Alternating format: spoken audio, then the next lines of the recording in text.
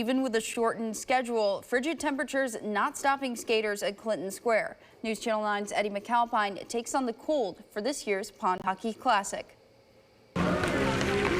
Breaking out the twigs in low temperatures for this annual tournament. This is our 6th year of the event. We're down here despite the cold weather. We got some folks that are resilient, Syracuseans. They're out here celebrating outdoor hockey and our community and just here to have a good time. Taking their ice skates and hockey sticks to Clinton Square. Well, we've invested a little bit in kind of making this a little more festive, but with some branding and just making it look a little bit more. So year after year, the idea is to just build and build.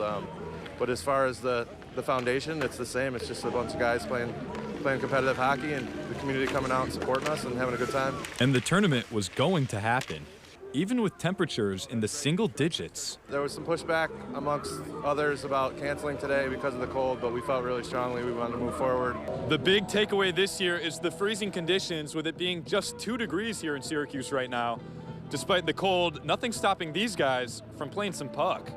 We're just here to play hockey, have a good time. You know, it's cold out, weather's nice, so perfect time, you know, have some beers, play some hockey, just have some fun in the cold. You get going out there and it is just, oh, it's warm, the sun's shining. It's just a great atmosphere here.